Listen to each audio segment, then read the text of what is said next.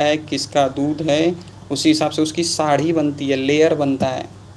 वैसे ही हमारा त्वचा जो है, स्किन जो है, वो कहीं न कहीं हमारे ब्लड को दिखाता है कि हमारा ब्लड कैसा है, वो त्वचा पे दिख जाता है। ठीक।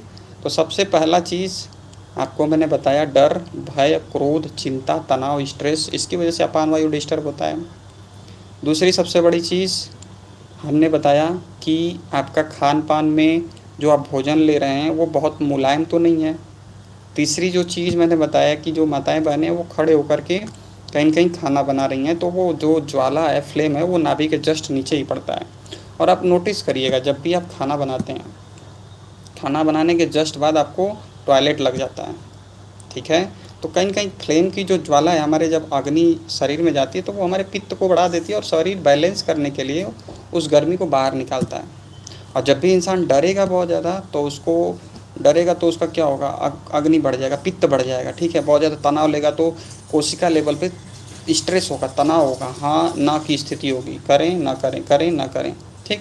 तो उसका पित्त बढ़ जाएगा। और जैसे ही पित्त बढ़ेगा यानी गर्मी बढ़ेगी, तो शरीर उसको बैलेंस करने के लिए उस पित्त को मल या मूत्र के माध्यम से बाहर निकालेगा। ऐसे ही दस्त होता है, जब किसी के शरीर में बहुत ज़्यादा गर्मी बढ़ जाती है तो उसको दस्त लग जाता है, लूज मोशन। और लूज मोशन लग जाता है तो फिर क्या होता है, 4 बार, 5 बार, 6 बार, 7 बार, 8-10 बार तो लूज मोशन आने देना चाहिए। अगर 1-2 बार के लूज मोशन में हम दवा खा करके लूज मोशन को बंद कर देते हैं तो पता चलता है उल्टी हो गया, क्योंकि वायु नीचे से निकल रही थी, अच्छी चीज़ है, लेकिन अब वो ऊपर से, तो उल्टी होना या फिर रैसेज होना, स्किन पे रैसेज होना, दाने होना, ये सब होना शुरू हो जाता है। ठीक है। तो आशा करता हूँ चीज़ें समझ में आ रही होंगी। अब करना क्या है, तो सबसे पहले इनपुट यहाँ से ले रहे हैं तो आउटपुट भी आसानी से निकलना चाहिए। अगर नहीं निकलेगा तो प्रॉब्लम्स होगी, बॉडी में हीटनेस होगी, स्ट्रेस होगा, सर दर्द होगा, प्रॉब्लम्स होगी। ठीक। तो अपान वायु को निकलने के लिए सही से क्या करना है, सबसे पहली चीज़, बहुत ज़्यादा डर और टेंशन, स्ट्रेस, भय नहीं लेना है। इस पे हम बात करेंगे अगली बार, लेकिन आज हम बस अपान वायु को बात करते हैं कैसे सही करें। तो वर्तमान में जीना है, बहुत ज़्यादा पास्ट या फ्यूचर में नहीं जाना है। ठीक। दूसरी सबसे बड़ी चीज़ आप कर सकते हैं, सुबह उठते ही पहला काम करना है, आपको 1.25 लीटर पानी पीना है, हल्का सा गुनगुना। ठीक।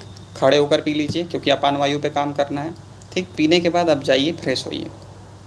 ठीक है। पीने के बाद आप तुरंत जाएंगे, फ्रेश होंगे, बड़ी आंत एकदम अच्छे से साफ़ हो जाएगी।